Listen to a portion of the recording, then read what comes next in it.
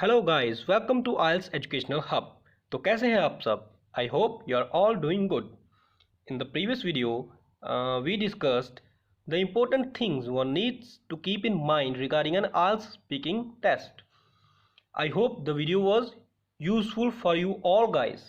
So without wasting any time, let us start with our second video. But before that, push the bell button to subscribe the channel. Our today's video is on lexical resources. Each and everyone is familiar with the importance of lexical resources in an IELTS test. But does anyone know what exactly lexical resources mean? If you ask this question to anyone, the most common answer that you would get is that only high spec vocabulary words can be considered as lexical sources. This is a common answer you would get, but this is not the complete truth. So let me introduce you the exact meaning of lexical resources. Lexical sources include paraphrasing plus vocabulary. Yes, paraphrasing is also a part of lexical resources. Now let me show you some examples. For example, if examiner asks you, do you like traveling? Then how would you answer? Think for a while. You can answer this in various ways. Let me show you how. The first method is simply by using helping verb as a main verb to paraphrase the sentence or answer. For example, जो पीछे वाला question है उसमें ये पूछा गया है do you like travelling, तो उसमें जो डू है वो हेल्पिंग वर्ब है, लेकिन अब हम उसे मेन वर्ब की तरह यूज़ करेंगे पैराफ्रेज करने के लिए, जैसे कि यहाँ पे किया हुआ है ऑफ कोर्स आई डू, या फिर आप सीधा बोल सकते हो यस आई डू. अब इस डू से बिल्कुल क्लियर हो जाता है कि आपको ट्रैवलिंग अच्छी लगती है, ठीक है. और अगर आपको नहीं अच्छी लगती तो आप सीधा सीधा बोल सकते हो नो आई डोंट.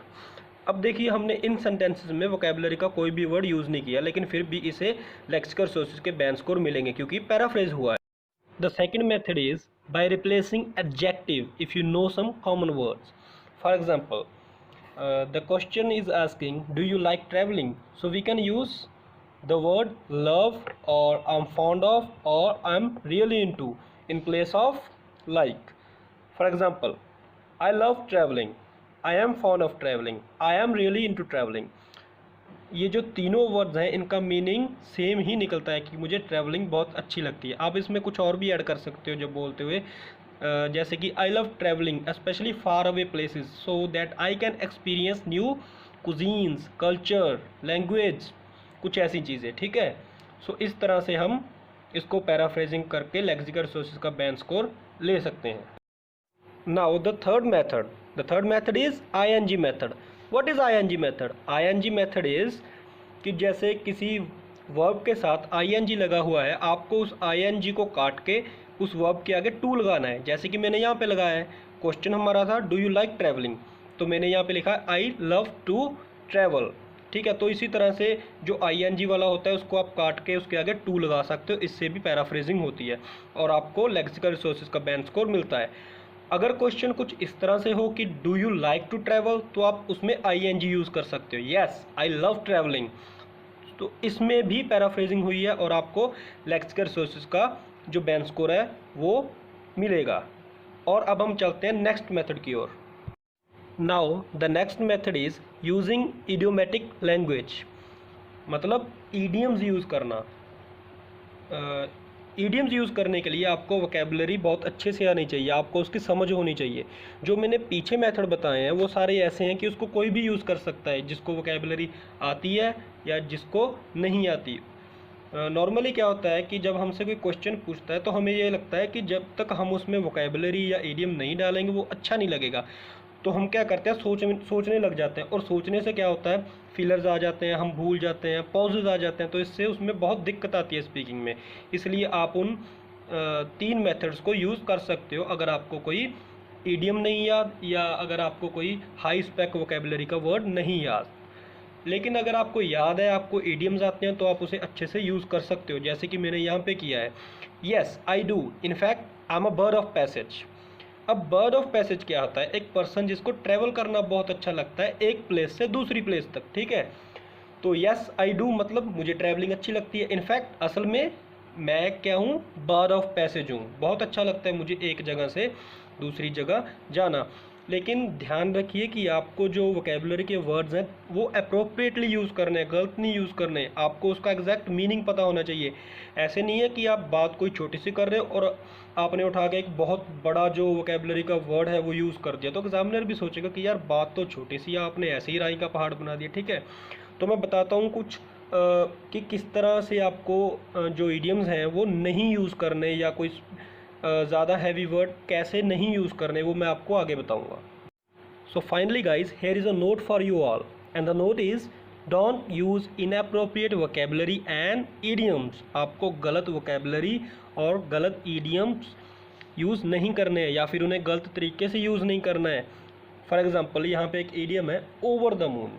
अब ओवर द मून क्या है? ओवर द मून तब यूज़ होता है जब हमें बहुत ज़्यादा खुशी हो, जैसे कि सेवन स्काई वाला जो ईडियम है ना कि 7वें आसमान पे पहुंच जाना खुशी में, उसी तरह का ही ये एक ईडियम है ओवर द मून।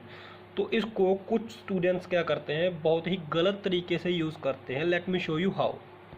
अब यहाँ पे देखिए इनकरेक्ट यूज़ ऑफ ईडियम। यहाँ पे जो स्टूडेंट है वो क्या बोल रहा है, when my father bought sweets for me I was over the moon. I was over the moon, वो स्वीट्स देख के ना वो बहुत ज़्यादा खुश हो गया सिर्फ स्वीट्स देख के। और एग्जामिनर क्या सोचेगा? Examiner would be like are you sure kid, मतलब यार एक स्वीट्स ही तो लेके आए हैं, वो देख के ही आप ओवर द मून हो गई, इतनी ज़्यादा खुशी। तो ये है उसका इनकरेक्ट यूज़, मतलब फीलिंग्स के साथ जो ये और इमोशंस के साथ जो ईडियम है वो मैच नहीं हो रहा। So this is incorrect. Now let me show you the correct use of it. Okay guys, now let us have a look on correct use of this idiom. Here the speaker is saying, after knowing this from my elder brother that I have won a lottery of 15 lakh rupees, I was over the moon. अब यहाँ पे over the moon होना तो उसका जायज़ है बिल्कुल, क्योंकि अगर उसको 15 लाख रुपीज़ की लॉटरी मिली है तो वो बहुत ज़्यादा खुश होगा ना। तो अब यहाँ पे ये जो ईडियम है एकदम करेक्ट फिट होता है। लेकिन जो पीछे वाली एग्जांपल थी उसमें ये बहुत ही ऑड लग रहा था कि छोटी सी चीज़ के लिए आप ओवर द मून कैसे हो सकते हो। ठीक है, तो इसी तरह से आपको बाकी के ईडियम्स और वोकेबलरी के वर्ड्स यूज़ करते हुए भी ध्यान रखना है कि उसको आप सही प्लेस में यूज़ करो, सही तरीके से, गलत तरीके से नहीं।